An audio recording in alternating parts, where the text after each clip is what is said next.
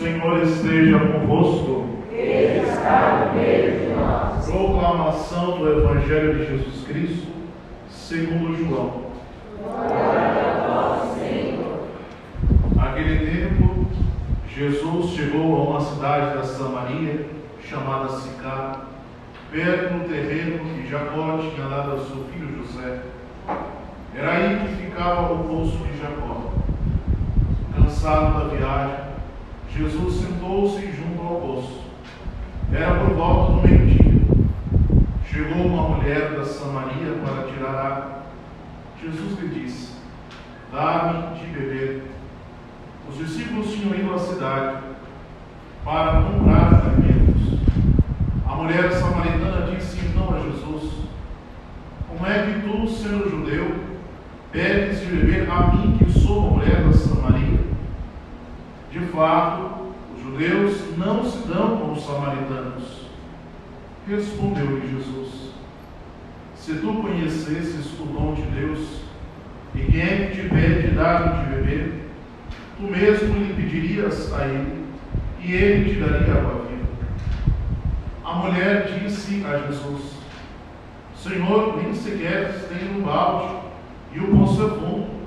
De onde vais tirar a água viva? Por acaso és maior que nosso pai Jacó, que nos deu o poço e que dele bebeu, como também seus filhos e seus animais? Respondeu Jesus: todo aquele que bebe desta água terá sede de novo, mas quem beber da água que eu lhe darei, esse nunca mais terá sede. E a água que eu lhe der se tornará nele uma fonte de água que jorra para a vida eterna. A mulher disse a Jesus: Senhor, dá-me dessa água, para que eu não tenha mais sede e nem tenha de vir aqui para tirá-la. Disse-lhe Jesus: vai chamar teu marido e volta aqui. A mulher respondeu: eu não tenho marido. Jesus disse: dissestes bem que não tens marido, pois tivesses 5 maridos, e o que tens agora não é teu marido. Nisso falasses a verdade. A mulher disse a Jesus: Senhor, vejo que és um profeta. Os nossos pais adoraram neste monte, mas vós dizeis que em Jerusalém é que deve-se adorar. Disse-lhe Jesus: acredita-me, mulher, está chegando a hora em que nem mesmo no monte, nem mesmo em Jerusalém, adorarás o Pai. Vós adorarás o que não conheceis. Nós adoramos o que conhecemos, pois a salvação vem dos judeus. Mas está chegando a hora, e é a hora em que os verdadeiros adoradores adorarão o Pai em espírito e em verdade. De fato, estes são os adoradores que o Pai procura. Deus é espírito, e aqueles que o adoram devem adorá-lo em espírito e em verdade. A mulher disse a Jesus: sei que és o Messias, que se chama Cristo, vai chegar. Quando ele vier, vai nos fazer conhecer todas as coisas. Disse-lhe Jesus: sou eu que estou falando contigo. Nesse momento chegaram os discípulos e ficaram admirados de ver Jesus falando com a mulher. Mas ninguém perguntou: que desejas? Ou por que falas com ela? Então a mulher deixou o seu cântaro e foi à cidade, dizendo ao povo: vinde ver um homem que disse tudo o que eu fiz. Será que ele não é o Cristo? O povo saiu da cidade e foi ao encontro de Jesus. Enquanto isso, os discípulos insistiam com Jesus, dizendo: mestre, come. Jesus, porém, disse-lhes: eu tenho um alimento para comer, vós não conheceis. Os discípulos comentavam entre si: será que alguém trouxe alguma coisa para ele comer? Disse-lhe Jesus: o meu alimento é é fazer a vontade daquele que me enviou e realizar a sua obra. Não dizeis vós, ainda 4 meses, e aí vem a colheita. Pois eu vos digo, levantai os olhos e vejam os campos, eles estão dourados para a colheita. O ceifeiro já está recebendo o salário, e recolhe fruto para a vida eterna. Assim quem o semeia se alegra junto com o que colhe. Pois é verdade o provérbio que diz: um é o que semeia, outro é o que colhe. Eu vos enviei para colher aquilo que não trabalhastes. Outros trabalharam, e vós entrastes no trabalho deles. Muitos samaritanos daquela cidade abraçaram a fé em Jesus por causa da palavra da mulher que se testemunhava. Ele me disse tudo o que eu fiz. Por isso os samaritanos vieram ao encontro de Jesus e pediram que permanecesse com eles. Jesus permaneceu aí 2 dias, e muitos outros creram por causa da sua palavra, e disseram à mulher: já não cremos por causa das tuas palavras, pois nós mesmos ouvimos e sabemos que este é verdadeiramente o Salvador. Palavra da salvação. Glória a vós, Senhor.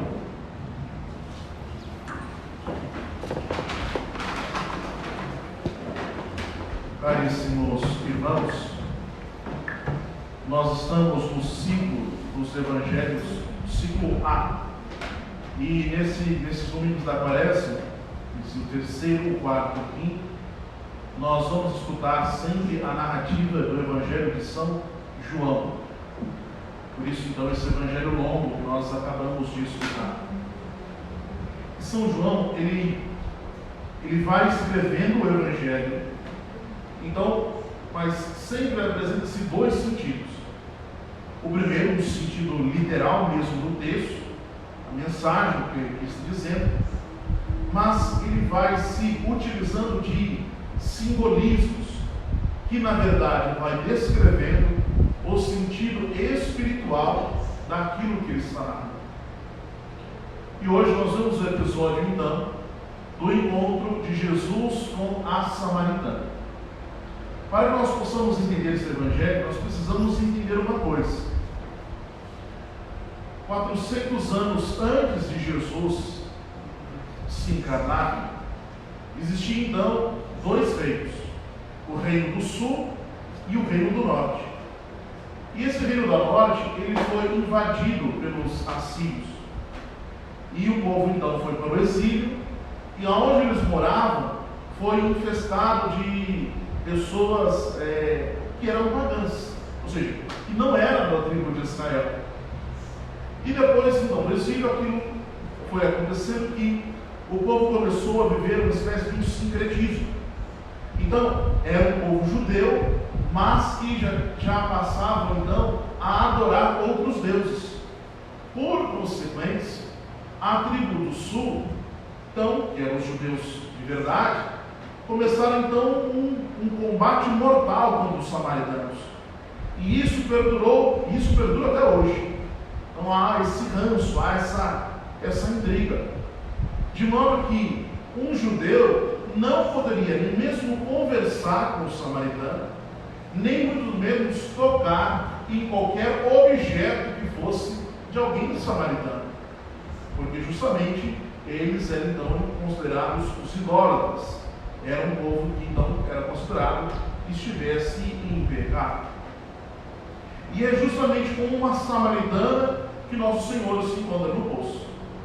O Evangelho diz que era por volta do meio-dia e nosso Senhor estava cansado.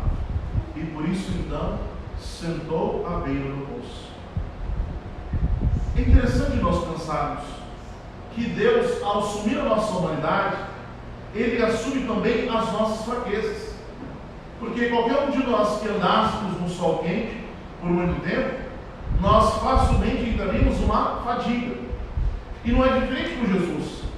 Ele estava ali já numa caminhada, andando com seus discípulos, e ele se cansa. E é justamente nessa fraqueza de Deus que ele alcança, então, aquela mulher. Aquela mulher vai para junto do poço, então, para retirar água. E nosso Senhor, então, surpreende aquela mulher. Diz: dá-lhe de beber. Nosso Senhor não tem receio em evidenciar de que Ele mesmo está com sede, que Ele mesmo está precisando de água. E Ele diz então para aquela mulher: estou com sede. Aquela mulher se surpreende por esse fato. Porque, primeiro, que Jesus não poderia estar conversando com ela, justamente por conta dessa intriga entre os judeus e os samaritanos. Jesus sendo judeu e a mulher sendo samaritana. E mais do que isso, a mulher, para tirar a água do poço, ela tinha então que tirar a água com o cântaro, colocar ele no recipiente e dar de beber. Ou seja, Jesus iria tocar um objeto, e isso seria para Jesus ali uma ocasião, até mesmo de um pecado, de tornar-se impuro. Mas Jesus não hesita em fazer aquilo para se aproximar da mulher. Eis aqui então o primeiro sentido desse evangelho. Deus é aquele que não mede as consequências para vir ao nosso encontro. Deus é aquele que não bastou se encarnar, mas que Ele vem e está disposto a fazer todas as coisas para que nós cheguemos à salvação.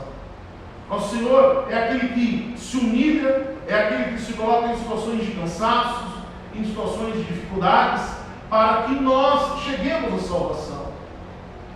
Nosso Senhor mostra a sua fraqueza, para que aquela mulher não tenha vergonha também de revelar a sua fraqueza a Jesus.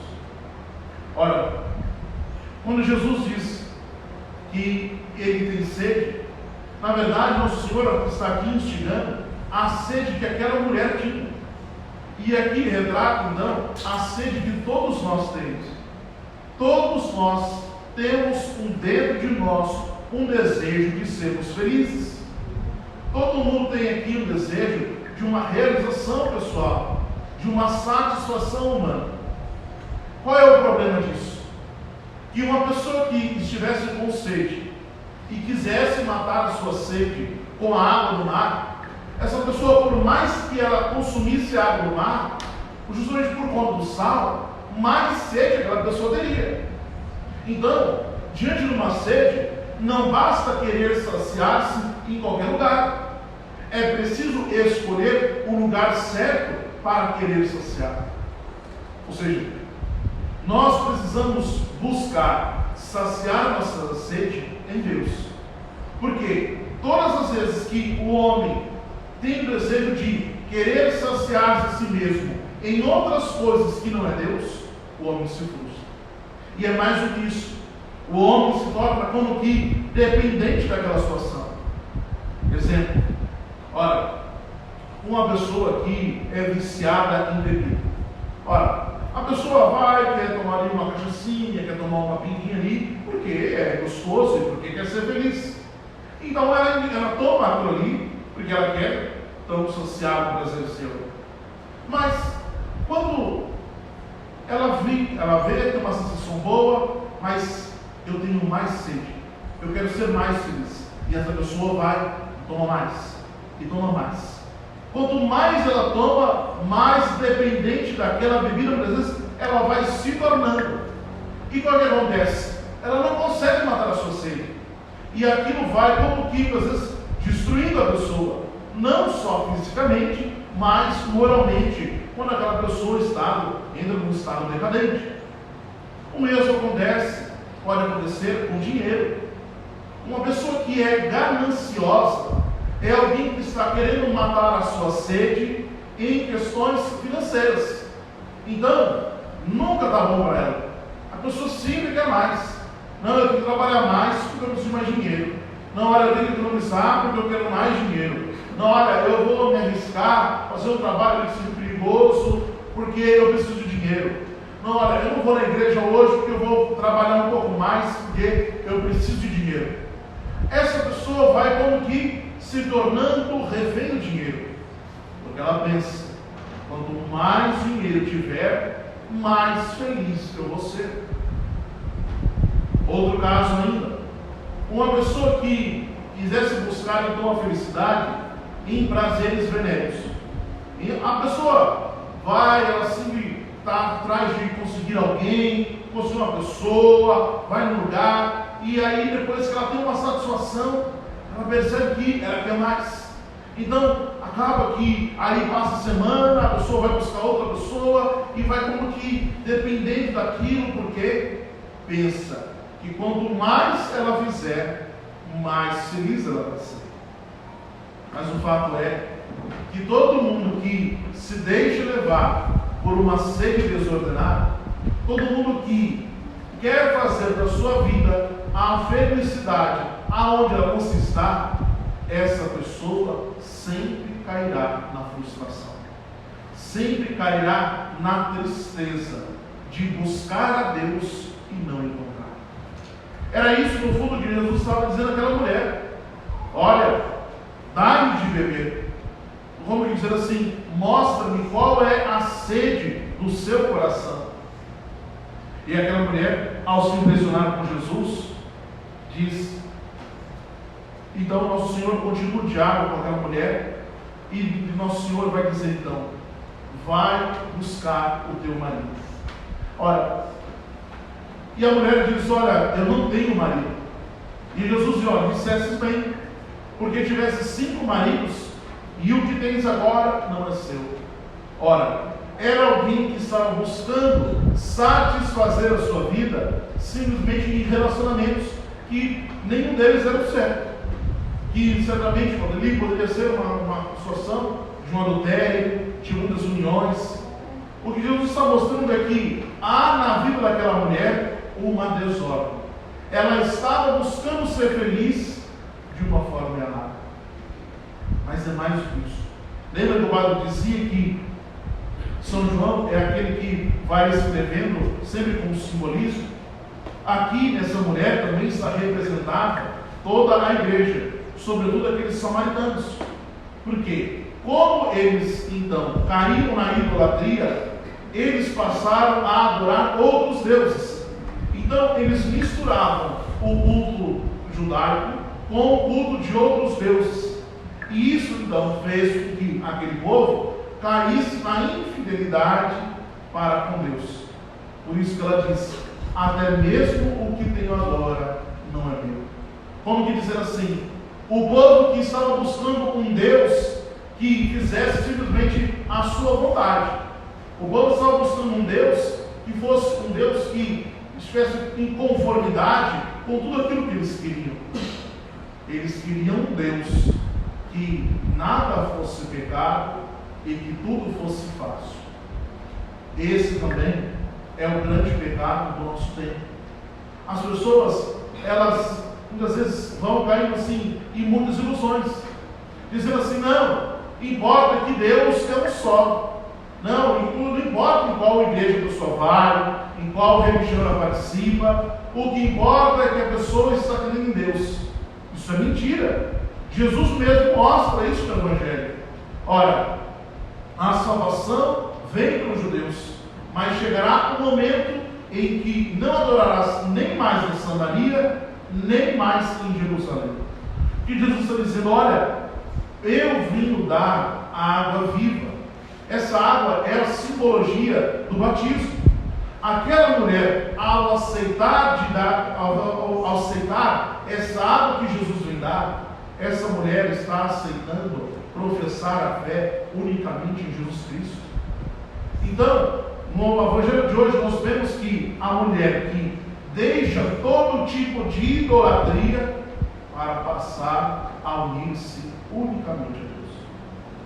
Hoje nós precisamos deixar os nossos falsos deuses. Nós hoje também precisamos fugir de toda espécie de idolatria que nós corremos o risco de cair. E idolatria não só de outras religiões, porque tem gente que vai em benzedeira, tem gente que vai ler cartas, tem gente que vai ler mão, tem gente que às vezes vai no terreiro, fazer um despacho, receber um passe. Ora, isso é sim um pecado e é sim uma idolatria. Mas às vezes nós podemos cair em outra espécie de idolatria. Porque idolatria é toda vez que eu coloco algo ou alguém no lugar de Deus. Quando eu passo mais tempo com o celular na mão do que rezando, o celular passou a ser para mim com Deus. Quando eu trabalho mais a ponto de eu não conseguir rezar, de eu não conseguir estar na igreja, o trabalho tornou-se para mim com Deus. Quando certas amizades, certas companhias, ou até mesmo certos convívios sociais são mais importantes do que estar com Deus, eu também caio naquela vida. Aquela mulher, ao então ir nesse encontro com Jesus, ela deixa então todos os seus falsos deuses para adorar o único Deus. Essa mulher do Evangelho de hoje, então, recebeu essa água viva de Jesus. Nesse tempo da Quaresma, nós precisamos ter a mesma atitude. Deixar que Deus mesmo venha saciar a nossa sede. Que Deus mesmo venha saciar o nosso desejo de sermos felizes. Para que nós possamos encontrar na palavra de Jesus, nesse encontro com o Senhor, essa alegria de estar unido a Deus. Vejam que nosso Senhor, Ele começa a sua evangelização por aqueles que eram pagãos. Nosso Senhor vai sempre atrás daquele que está em estado de pecado. Nosso Senhor é aquele que não cessa a sua busca em converter o nosso coração. E não pensemos que os pecadores são aqueles que estão fora da igreja ou que não vieram na missa. Somos nós, esses samaritanos. Somos nós que muitas vezes encontramos o nosso coração fechado, com o nosso coração cheio de orgulho, com o nosso coração cheio de soberba, e muitas vezes não conseguimos adorar a Deus. Que a exemplo de Jesus, nós possamos passar a adorar a Deus de todo o nosso coração. Que este tempo da Quaresma possa nos purificar com essa água viva, que é o próprio Espírito Santo que nos foi derramado no dia do nosso batismo, para que nós possamos fazer tudo por Deus e que Deus seja o centro de nossas vidas, que nós não fiquemos atrás de outros deuses, mas que nós passemos a adorar o Deus vivo e verdadeiro, Jesus Cristo, nosso Senhor. Louvado seja nosso Senhor Jesus Cristo.